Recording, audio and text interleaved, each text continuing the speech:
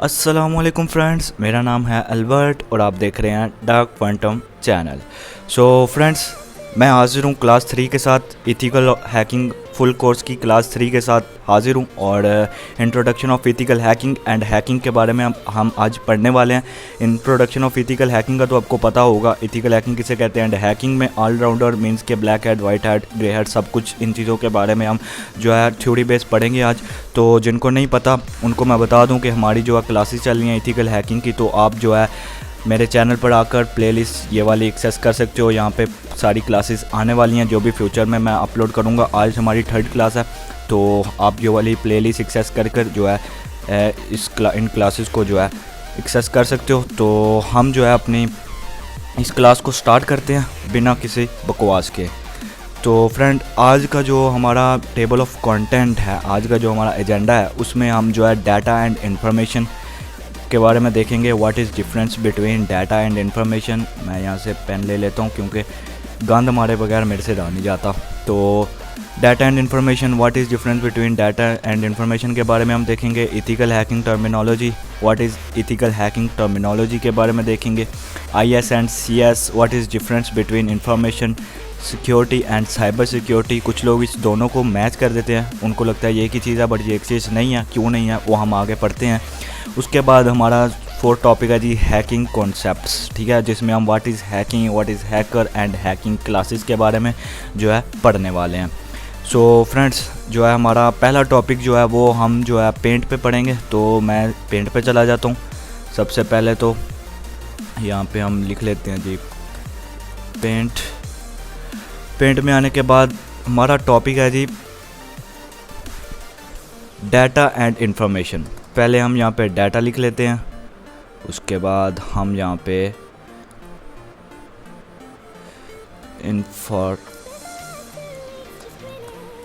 Information, ठीक है। तो डाटा की हम जो है पहले डेफिनेशन देख लेते हैं। डाटा की डेफिनेशन है क्या। तो मैं यहाँ पे जो है डाटा की डेफिनेशन लिख लेता हूँ। डाटा की डेफिनेशन है जी, data is a group of numbers name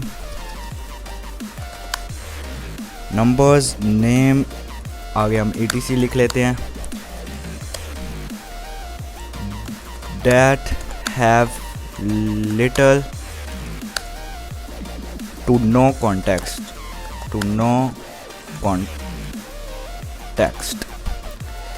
उसके बाद हम इंफॉर्मेशन की भी लिख लेते हैं, फिर दोनों के बारे में पढ़ते हैं आराम से। Information is the meaning of behind this number name etc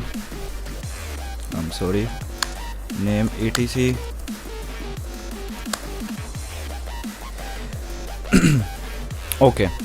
तो हमारे पास जो डाटा है, डाटा उसे कहते हैं कि आपके पास कुछ ऐसी इंफॉर्मेशन होना, जैसा कि नेम हो गया, नंबर हो गया, ठीक है। मैं यहाँ पे कॉमा अब नहीं डलेगा, चलो रहने देते हैं। तो ऐसी इंफॉर्मेशन जिसमें हमारे पास नेम, नंबर, उसकी डेट ऑफ बर्थ, ये सब चीज़ें आ जाएं, बट ये ना पता हो कि यहाँ पे किस पर्सन की बात हो रही है, एक्चुअल में बात किसकी हो रही है, उसको हम डाटा कहते हैं। इसकी हम एग्जांपल भी लेते हैं, टेंशन नहीं लेनी।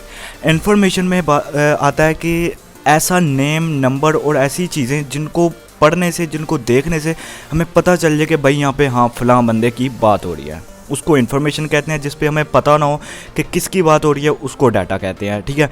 यहाँ पे मैं लिखता हूँ, यहाँ पे अगर हम लिखें डेट ऑफ बर्थ लिख लेते हैं, ठीक है। डेट ऑफ बर्थ किसी की लिख लेते हैं हम यहाँ पे 199, ठीक है। उसके बाद 08, उसके बाद हम यहाँ पे कोई भी दे देते हैं, ठीक है, रैंडमली मैंने दे दिया। अब ये जो है डेट ऑफ बर्थ, ये क्या है आप सोचो। मैंने यहाँ पे कहा कि डाटा उसे कहते हैं जिसमें आपको पता ना हो कि ये किसकी बात हो रही है यहाँ पे। तो ये तो आपको पता चल जाना चाहिए कि डेट ऑफ बर्थ, सिर्फ डेट ऑफ बर्थ लिखी है यहाँ पे, मैं कोई पता नहीं कि किस बंदे की बात हो रही है, तो ये आएगा डाटा के अंदर। अगर आप इन्फॉर्मेशन सोच रहे हैं इसको, तो ये इन्फॉर्मेशन नहीं है, आप गलत हो, ये डाटा के अंदर आएगा, क्योंकि इसमें हमें नहीं पता कि ये किसके बारे में बात हो रही है। ठीक है, हम सेकंड चीज़ ले लेते हैं कि यही बर्थडे, डेट ऑफ बर्थ जो है वो हम ले लेते हैं अहमद की है। अब क्या बन गया, ये अहमद की डेट ऑफ बर्थ ये है। अब ये डाटा है कि ये इन्फॉर्मेशन है? नहीं, अभी भी आप गलत हो। अभी अगर आप इन्फॉर्मेशन सोच रहे हो तो फिर भी आप गलत हो, क्योंकि अहमद जो हैं वो काफ़ी सारे हो सकते हैं, हमें नहीं पता कि ये कौन से अहमद की बात हो रही है, तो ये भी यहाँ पे डाटा रहेगा, नॉट अ इन्फॉर्मेशन। ठीक है, अगर यहाँ पे हम अहमद के फादर का नाम भी दे देते हैं, जैसा कि हम दे देते हैं, क्या दें यार, अमजद दे देते हैं। ठीक है, अब क्या है, ये डाटा एक इन्फॉर्मेशन है? ये भी डाटा है, क्योंकि हमें नहीं पता अमजद कौन है या अहमद कौन है या ये कौन है, हमें नहीं पता। लेकिन अगर हम यहाँ पे इसकी पूरी डिटेल लिख देते हैं, इसका एड्रेस, इसका जो है ये कहाँ पे रहता है, ये कौन सी स्ट्रीट में रहता है, क्या काम करता है, इसकी अब्बू का नाम क्या है, मामा का नाम क्या है, मीन्स के सब कुछ इसका लिख देते हैं, वो होगा इन्फॉर्मेशन। समझ आ गई होगी आपको। मैं दोबारा बोल देता हूँ, डाटा ऐसी इन्फॉर्मेशन को कहते हैं जिसमें आपको कुछ पता ना हो कि ये किस बंदे की बात हो रही है एक्चुअल में, और इन्फॉर्मेशन ऐसी इन्फॉर्मेशन होती है जिसमें हमें पता चल रहा हो कि हाँ ये फ़लाँ बंदे की बात हो रही है। ठीक है, ये एक डिफरेंस है इसमें डाटा और इन्फॉर्मेशन में। ठीक है, तो ये इम्पॉर्टेंट क्वेश्चन है, ये इंटरव्यूज़ में पूछा जा सकता है और पूछा जाता है, इसके बारे में आपको पता होना चाहिए। मेरी कोशिश होती है कि आपको ऐसी छोटी छोटी चीज़ों के बारे में बताऊं जो कि इंटरव्यू में पूछी जा सकती हैं, ताकि आपकी इंटरव्यू में हेल्प हो सके। उसके बाद हमारे पास सेकंड टॉपिक है जी IS and CS। What is information security, what is cyber security. Information security और साइबर सिक्योरिटी को कुछ लोग, जैसा कि मैंने पहले बताया, कि सेम समझते हैं, बट ये सेम नहीं है। इंफॉर्मेशन सिक्योरिटी में आता है जी ऐसे टाइप के डाटा को प्रोटेक्ट करना, ऐसे टाइप के डाटा की सिक्योरिटी का ध्यान रखना जो ऑनलाइन भी होता है और ऑफलाइन भी होता है। समझ रहे हो मेरी बात? जैसा कि मैंने आपको पहली 2 क्लासेस में साइबर सिक्योरिटी के बारे में बताया, वहाँ पे मैंने आपको बताया था कि साइबर सिक्योरिटी में ऐसी चीज़ों की सिक्योरिटी का ध्यान रखा जाता है, ऐसे डाटा की सिक्योरिटी का ध्यान रखा जाता है जो कि ऑनलाइन होता है, जो कि इंटरनेट से कनेक्ट होता है। बट यहाँ पे इंफॉर्मेशन सिक्योरिटी का मतलब है ऐसा डाटा, ऐसी चीज़ें जो कि ऑफलाइन और ऑनलाइन दोनों में होती हैं, चाहे वो आपका ऑफलाइन डाटा है चाहे वो आपका ऑनलाइन डाटा है, उनकी सिक्योरिटी का ध्यान रखना इंफॉर्मेशन सिक्योरिटी में आता है।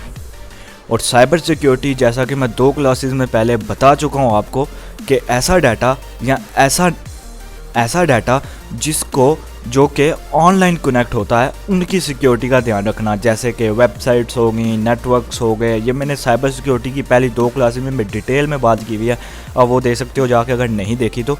और हम जो है आगे चलते हैं। हमारा जो थर्ड टॉपिक है वो है एथिकल हैकिंग टर्मिनोलॉजी।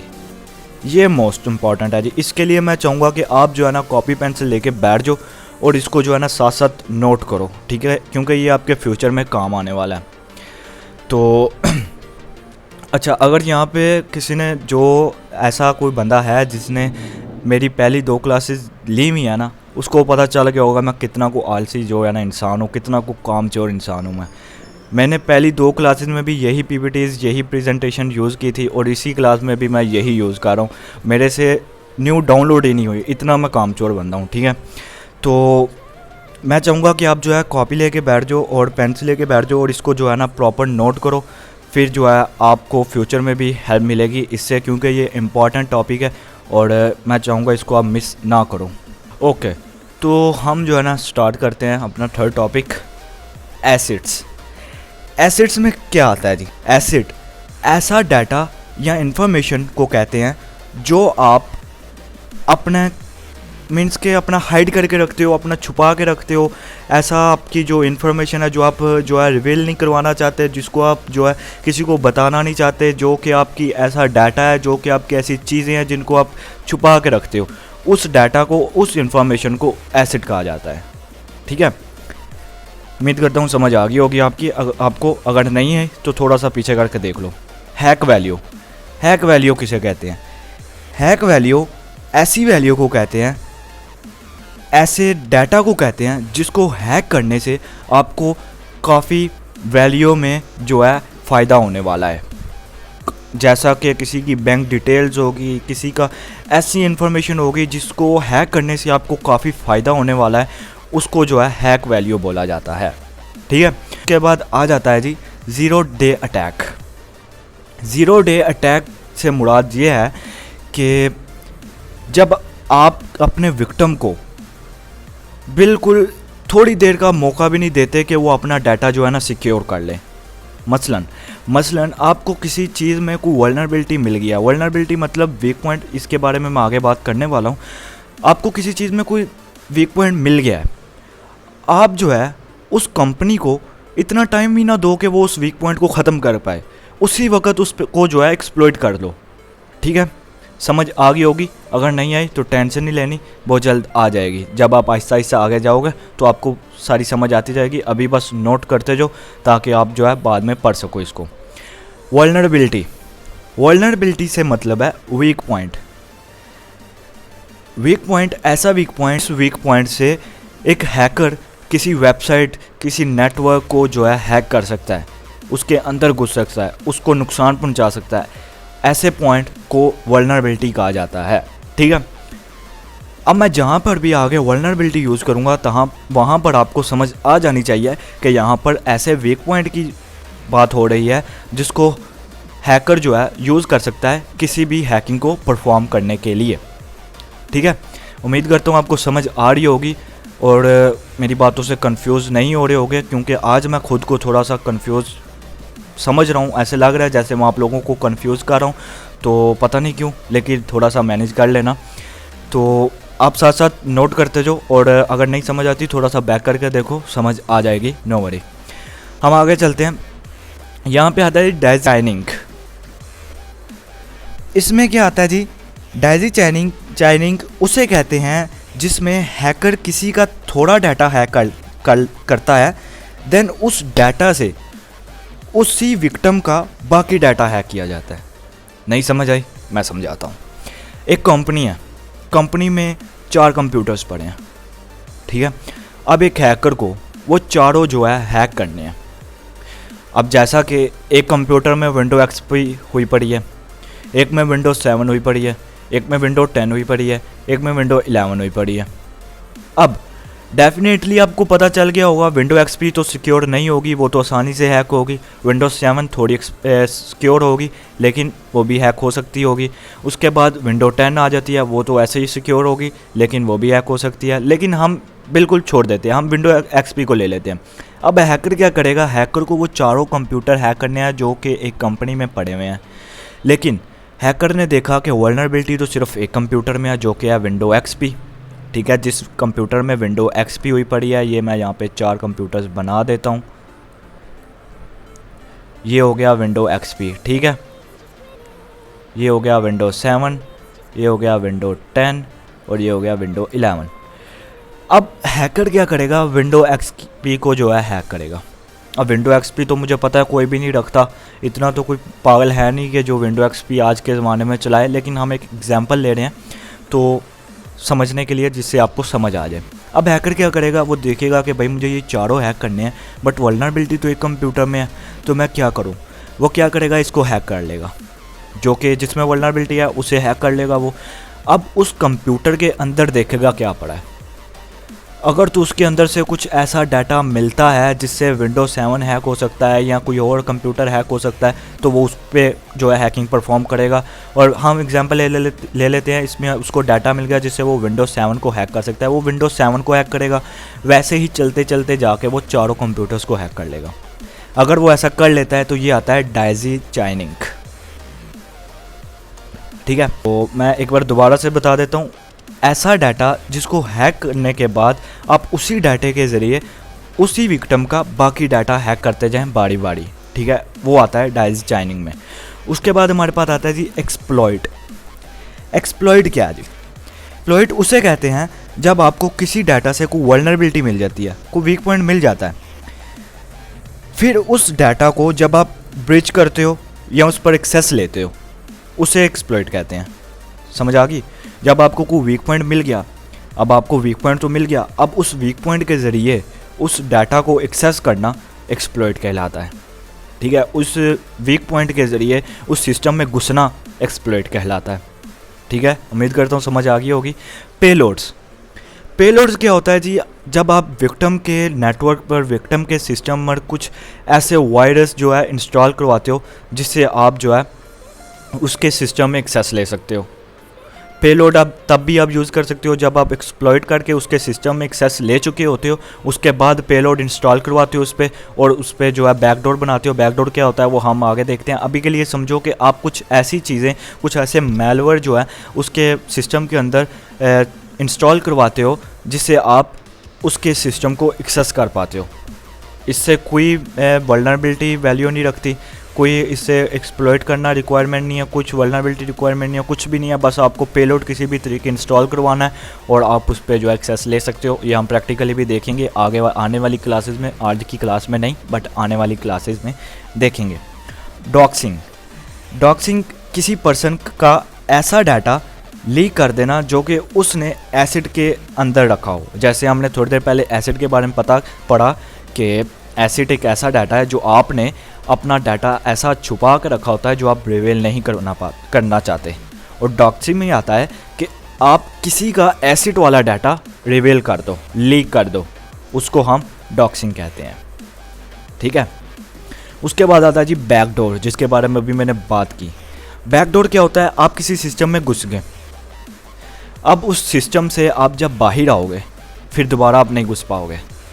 इसलिए हैकर क्या करते हैं, जब वो किसी के सिस्टम में घुसते हैं तब वहाँ पर एक बैकडोर बनाते हैं, वहाँ पर कुछ पेलोड इंस्टॉल करवाते हैं जिससे वो दोबारा उस सिस्टम में घुस सकते हैं और किसी को भी पता चले बगैर, जिसका वो सिस्टम है उसे पता भी नहीं होता, और उसके सिस्टम में बैकडोर बने होते हैं और हैकर उसके अंदर से रोज़ाना आ रहे होते हैं, जा रहे होते हैं और उस पर एक्सेस ले रहे होते हैं। मीन्स के बैकडोर उस ऐसा डोर जिसे हैकर दोबारा एक्सेस ले पाए किसी के भी सिस्टम में, और ये एक्सेस लेने के बाद बनाया जाता है। उसके बाद जो है इससे दोबारा आप एक्सेस कर पाते हो कभी भी किसी भी टाइम, जब तक वो सिस्टम अपना रीसेट ना करें, या मतलब वो अलग सीन है, वो हम बाद में देखेंगे। उसके बाद फ्रीकर जैसे कि हमारे होते हैं ना हैकर, वैसे ही एक फ्रीकर होते हैं।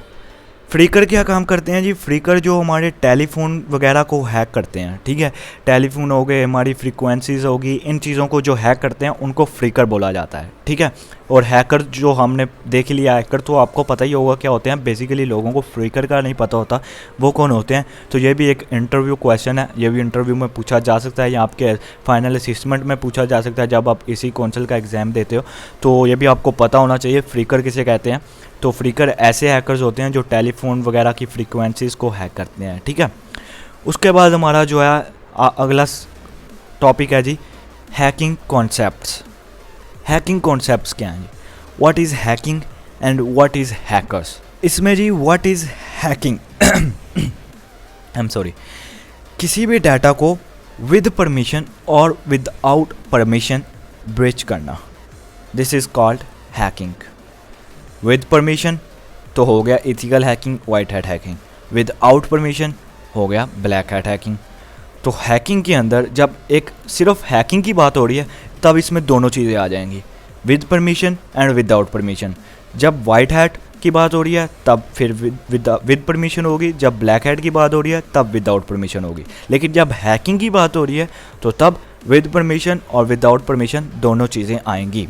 ठीक है, हैकर्स कौन होते हैं?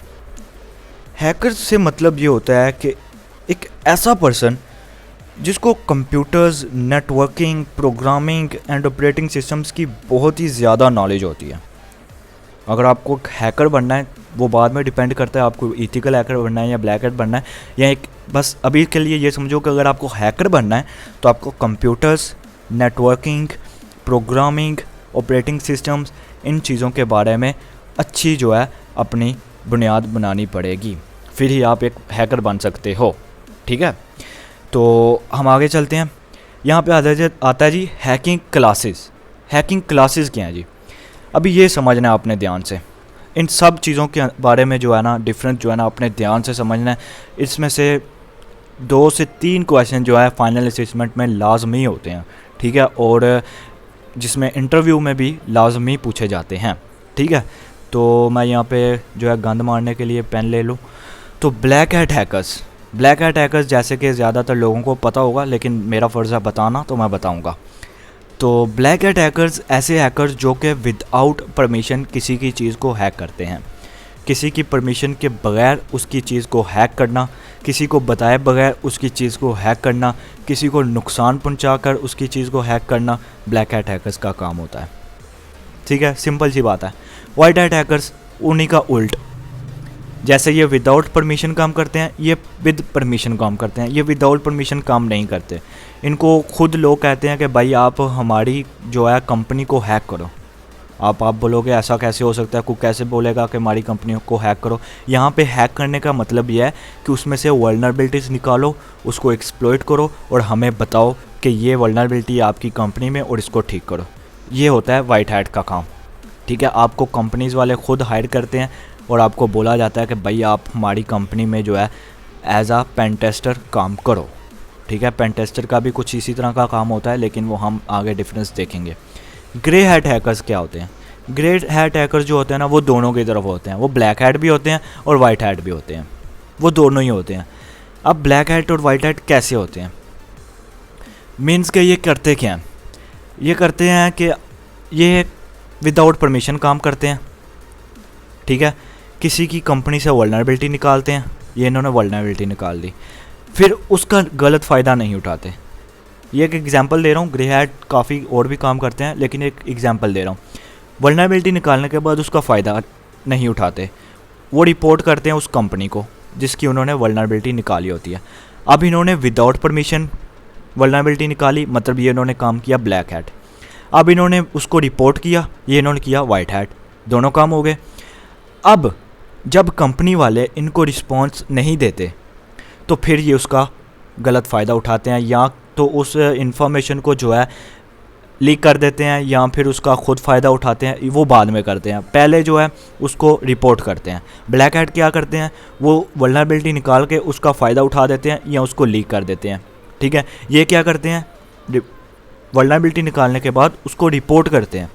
पहले विदाउट परमिशन ब्लैक हैट काम करते हैं, फिर उसको रिपोर्ट करते हैं, वाइट हैट काम करते हैं, फिर अगर इनको रिस्पॉन्स ना मिले तो फिर ये दोबारा से ब्लैक हैट काम करते हैं।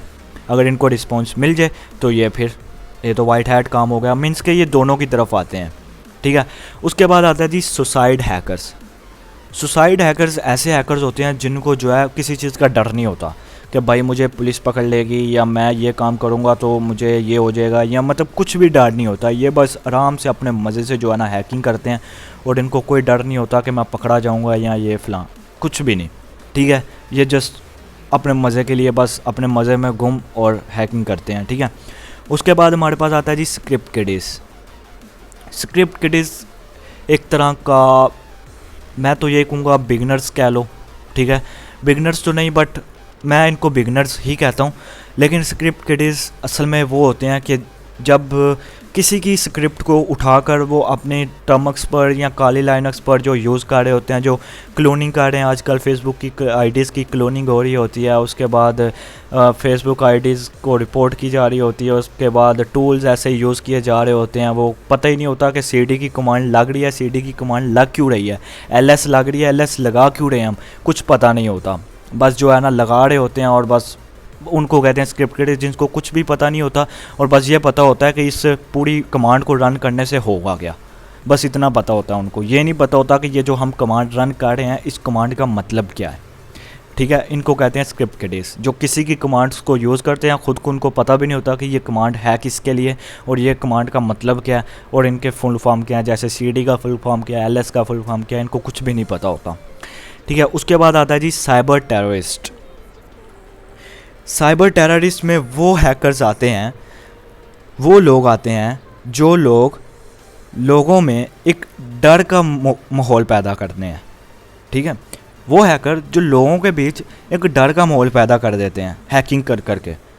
हैकिंग के लिए जो है ना, हैकिंग कर कर के जो है ना लोगों को डरा दिया होता है कि हैकिंग, मैं तुम्हारा ये अकाउंट हैक करके ये कर दूंगा। मीन्स के जैसे टेररिस्ट होते हैं ना, जो लोग टेररिस्ट से डरते हैं, ऐसे ही साइबर टेररिस्ट भी जो है डरा देते हैं लोगों को कि मैं ये कर दूंगा, मैं वो कर दूंगा। वो आते हैं साइबर टेररिस्ट में। स्टेट स्पॉन्सर्ड हैकर्स जो हैं, ये बेसिकली वाइट हैट हैकर्स ही होते हैं।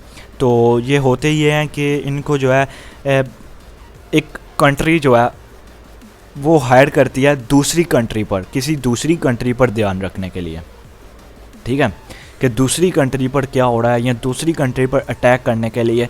तो ये भी अगर जिस कंट्री ने रखा हुआ है उस कंट्री के लिहाज से सोचा जाए तो ये वाइट हैट हैकर्स होते हैं, लेकिन ये जिस कंट्री पर अटैक कर रहे होते हैं उस कंट्री के लिहाज से सोचा जाए तो ये ब्लैक हैट हैकर्स होते हैं, ठीक है। तो उसके बाद आता है जी हैक्टिविस्ट। हैक्टिविस्ट ऐसे लोग जो अपनी आवाज़ उठाने के लिए हैकिंग का सहारा लेते हैं, जो जैसे कि फ्रीडम हो गया जी, ठीक है।